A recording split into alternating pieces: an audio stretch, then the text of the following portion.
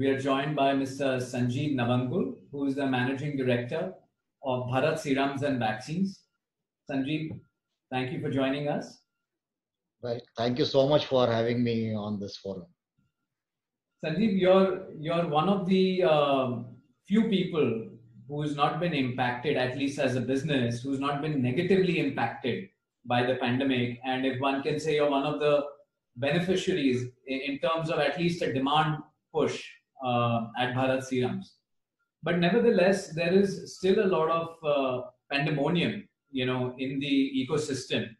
And what are some of the key things that you're seeing and doing and thinking about, to even manage that sort of timelines to deliver a vaccine under pressure, to look at growth, ramping up, whilst things around you are crumbling?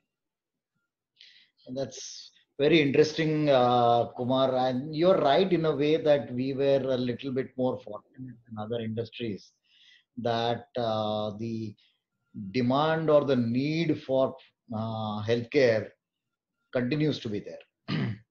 Though we have seen interesting pattern changes in how demand has changed also.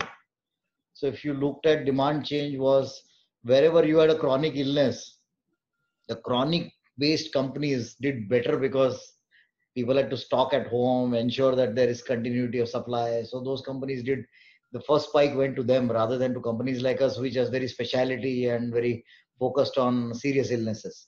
But what does happen to us also is that our kind of patients are unable to sustain if there is no healthcare. So therefore, the demand shock was much lesser for us, and that's true. So one hand, we have been fortunate about it. The second is, I think COVID also challenged us in terms of trying to see that what business are we in. One question that we asked within the organization is what business are we in, and then we have a very simple answer for that, that we are either in business of saving lives or making lives better, or doing both at the same time. And if that is the case, then we had to find ways and means to get deeply involved in R&D for finding ways for COVID treatment. So that was an important, let's say, energizing story for the company, that here is a company which has the ability to help even in these difficult circumstances, and that makes employees feel better, and the atmosphere within the company is made more positive, and that we harped quite a bit in the initial stage. We had very big learnings in terms of as demand patterns changed, we also had learning in terms of how flexible systems have to be to respond to that. I don't think we were geared for that. We were geared to, okay, very standardized pattern of doing things every year, X amount of growth, manage everything properly, don't have to create inventory. All that was thrown out of the window in the first few days itself, because everything kept changing all the time, and our suppliers were also having trouble with those things. Imagine you wanted printing material for your products, and a printer were not working because they were not considered as essential services. And how can you send a product to the market without a printed carton? So this meant that we had to revamp our entire, as they call S&OP, or the entire planning process had to be completely revamped. Nothing of the past or experience of the past helped us in creating what we have created today. And therefore, each one had to learn through the pandemic that, okay, we have to make do with a new style of working. The other thing was that we as essential services were allowed to go to work. But then, how do you combine safety with going to work? See, many people didn't have that need to do that. If you are an IT company, you could easily say work from home and manage. We could not do that. For example, our employees in the factory have to go to the factory to produce goods. So we were not in that fortunate situation that we could tell people sit at home. The third thing that we learned is that skills, one is to think about adaptability to change and those big things that we talk about, but in reality, skills have changed. One of the biggest driver in our industry is in the marketplace, it's all about share of voice. How many people we put in the market and what noise they make with our customers. And we realize our customers don't give a damn. They don't want to meet us anymore. Yeah, because there is risk. So they say avoid meeting us. And if they say that, and you still want to ensure that you have your visibility, how do you manage and bridge that gap? So the digitalization in our industry has gone very fast suddenly. And my company was, I think, behind in the race, already behind in the race. And therefore we had to do what India had to do in telecom revolution, not go through the pager stuff and all, move directly from landline to mobile. So we had to move from being a laggard to being a leader, because we had an opportunity not to dismantle anything but to create everything properly new. That's again a new learning. And suddenly we found many of our people in the teams are not useful anymore, because they don't have those skills. Either they learn those skills or what to do with them. So even in employee skills, we had a big learning very quickly that look, this is a new world, and many things are changing for the better for us. So we also, there are many times we discuss this issue that okay, things will change, and as a company we will be able to go back to normalcy, 80% of normalcy, 70% of normalcy, and we can mix different models. No, we realize that we will have to adopt a new style of working in our industry, because realize that in difficult situations, the areas where we operate in, doctors, healthcare places, diagnostic centers, hospitals, are always going to be risky places. So we will have to change our style.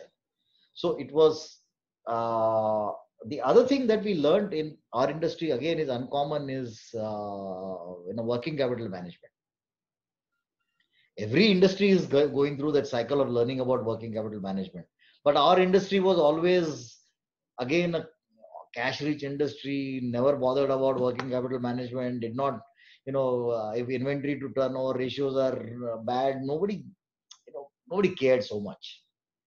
Suddenly we realized that allocation of capital has to be based on proper understanding of where capital gives return.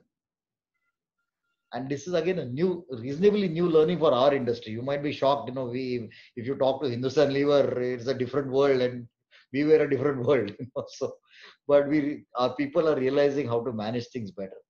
Right. And more important than not, I think the serious psychological realization that we are an industry which is meant to save lives has got strengthened within the system. And each employee now feels empowered and happy about their working in healthcare industry, because the newfound respect in the outside world is also encouraging. Otherwise, healthcare industry, was never looked upon with too much respect for some reason or the other. But this newfound respect is also helping our employees feel better about it. Right.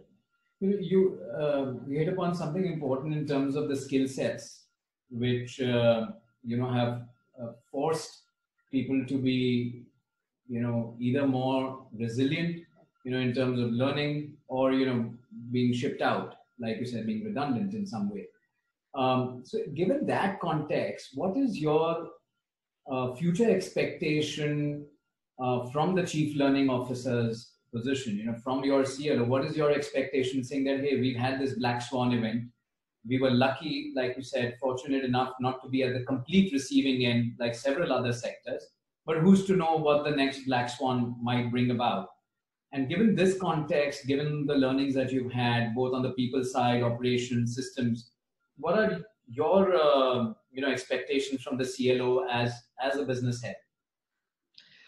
I think the most important expectation from the CLO, number one expectation, is the fact that you have to build predictive models for skills required 5 years, 10 years down the line. You cannot say that I know what is required for today and therefore I'll hire based on what is required today.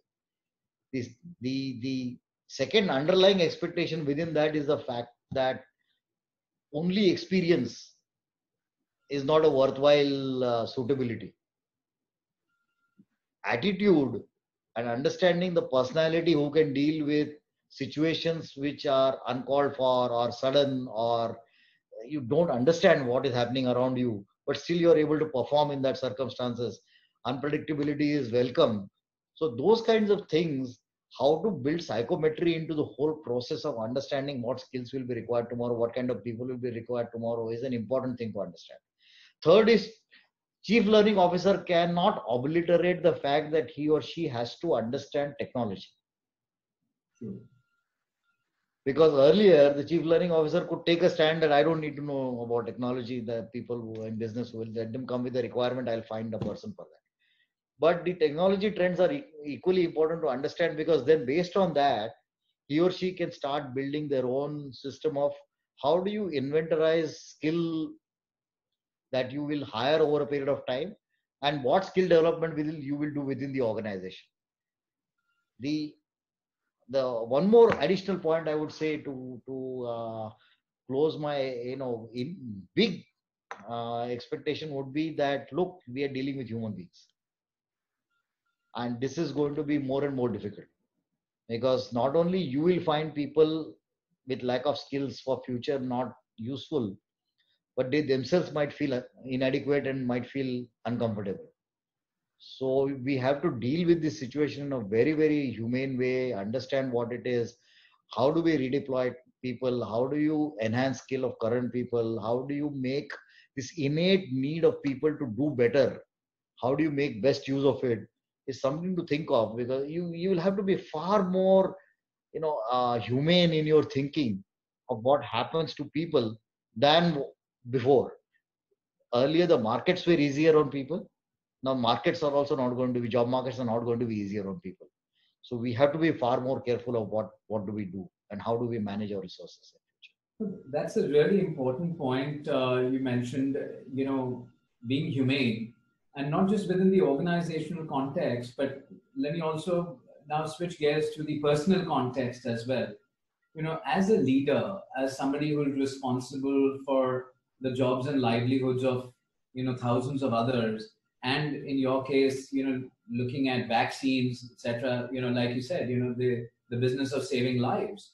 How do you take care of your own sort of, mental resilience, fitness?